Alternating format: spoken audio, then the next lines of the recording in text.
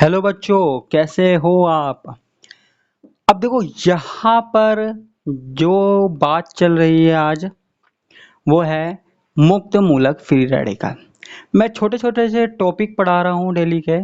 तो मैंने आपको कार्बोकैटायन पढ़ाया था, कार्ब एनायन पढ़ाया था। आज हम बात कर रहे हैं फ्री रेडिकल की या फिर मुक्त मूलक की।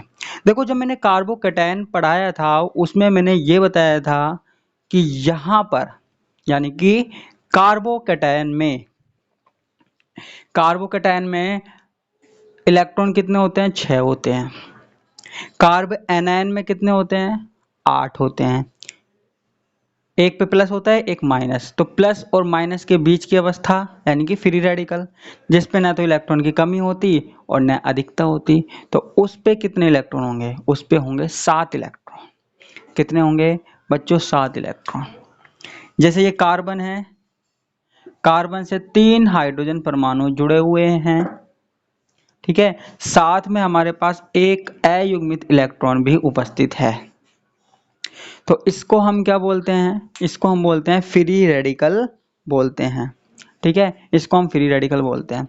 अब देखो, ये जो फ्री रेडिकल है इसमें कार्बन का जो संकरण होता है वो होता है sp2। क्या होता है बच्चों? sp2 संकरण यहाँ पर होता है। अब आगे की बात देखते हैं। ये इसकी स्ट्रक्चर हो गई, ये संरचना हो गई, ठीक है। अब देखो, मैं इसको मिटा देता हूं। मुक्त मूलक 3 प्रकार के होते हैं। जैसे हमारे पास कार्ब कैटायन थे, कार्ब या फिर कार्बोकैटायन थे, कार्ब एनायन थे, उसी प्रकार हमारे पास फ्री रेडिकल होते हैं। वो 3 प्रकार के होते हैं। There are 3 types of free radical. कौन कौन से? एक तो हमारे पास क्या है? 1 डिग्री। एक हमारे पास क्या है? 2 डिग्री। और एक हमारे पास क्या है? 3 डिग्री।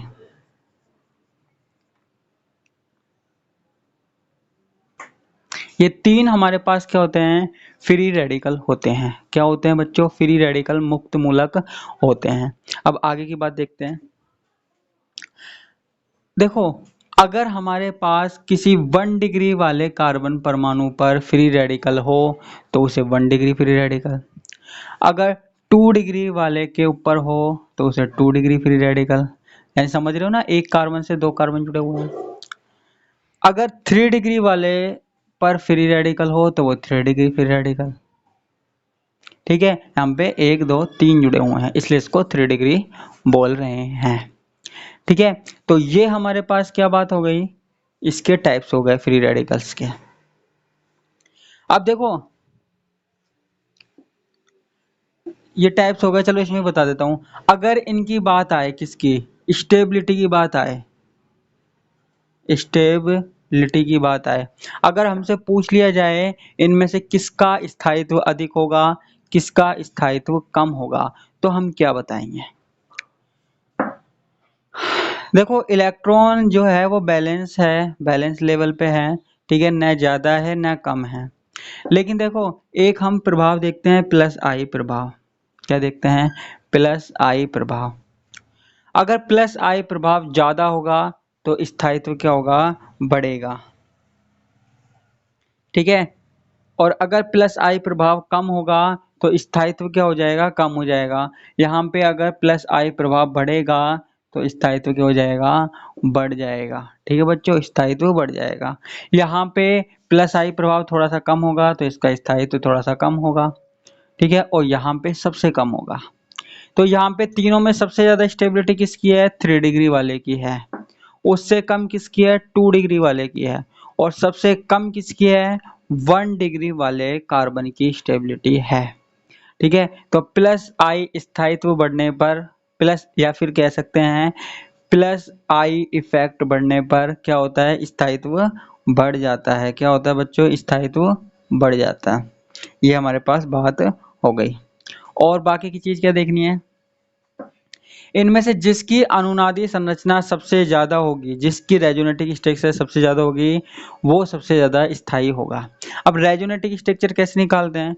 इसके निकालने के लिए देखो, जिस कार्बन के ऊपर हमारे पास फ्री रेडिकल है ना, उसके पास वाले कार्बन देख लो, उसके पास वाले कार्बन देख लो, पास वाले कार्बन के जो हाइड्रोजन परमाणु है वो देख लो और उनमें एक जोड़ दो, तो हमारे पास क्या आ जाएगी, रेजोनेटिक स्ट्रक्चर आ जाएगी। कैसे?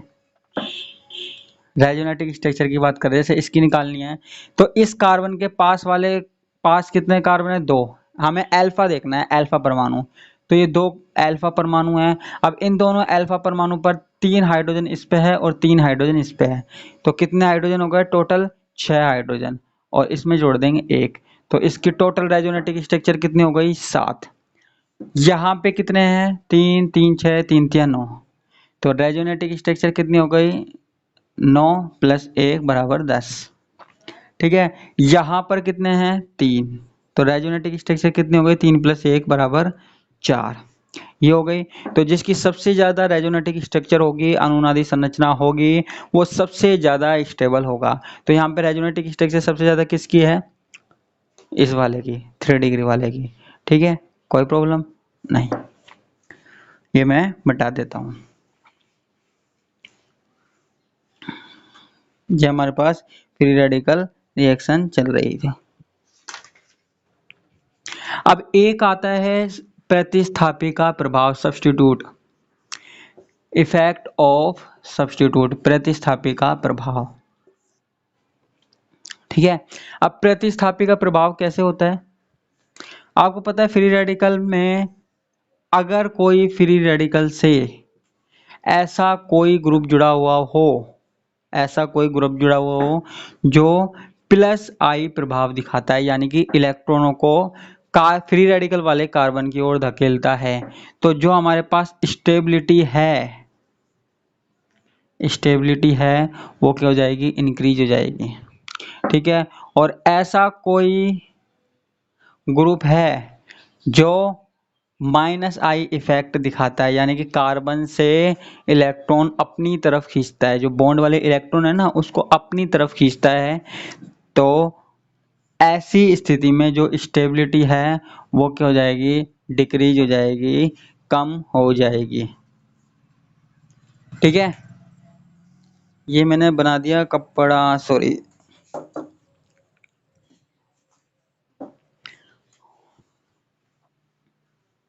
अब देखो एक छोटा सा टॉपिक और है, आप कहेंगे वो पढ़ाया नहीं, इसके अंदर ही जो बेंजाइलिक फ्री रेडिकल है, बेंजाइलिक मुक्त मूलक है, उसकी अनुनादी संरचना मैं आपको बता देता हूँ, रेजोनेटिक स्ट्रक्चर में आपको बता देता हूँ, जिससे आपको कोई दिक्कत नहीं आए। जैसे देखो हमारे पास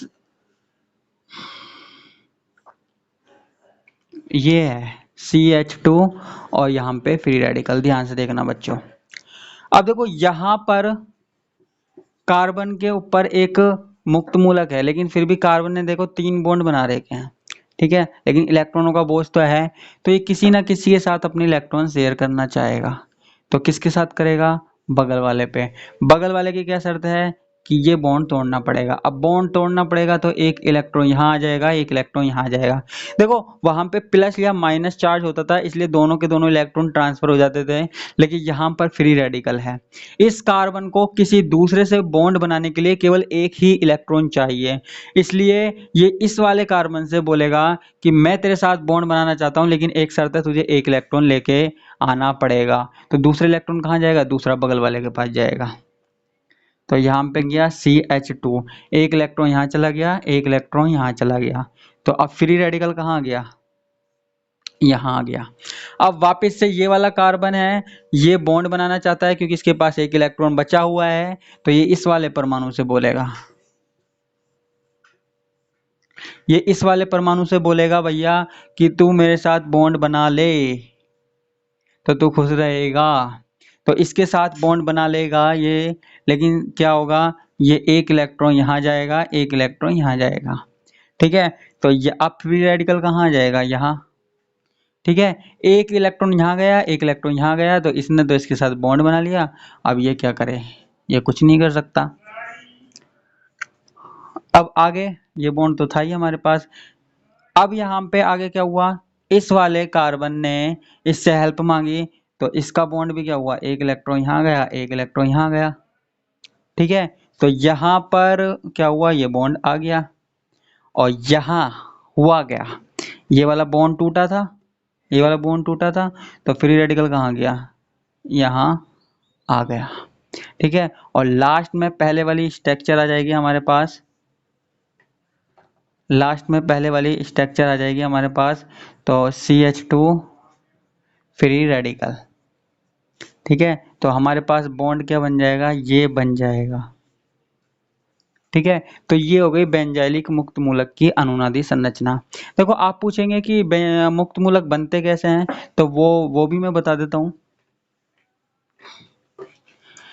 मैंने आपको फ्री रेडिकल रिएक्शन पढ़ाई थी, अगर आपने देखी हो ध्यान से, तो वहां पे जैसे Cl2 था, उसे प्रकाश की उपस्थिति में रख देते थे, तो Cl और Cl दो भागों में टूट जाता था, फ्री रेडिकल बनते थे ना। यानी कि समान विखंडन के द्वारा, होमो क्लीवेज के द्वारा फ्री रेडिकल बनते हैं। तो ये आज हमारे पास फ्री रेडिकल की बात हो गई, ठीक है। ये टॉपिक जरूरी थे, carbocation, carb anion, free radical, इसलिए मैंने इनको एक स्पेशल डे दिया। और आगे की बात हम कल करेंगे। इसी के साथ मैं आपसे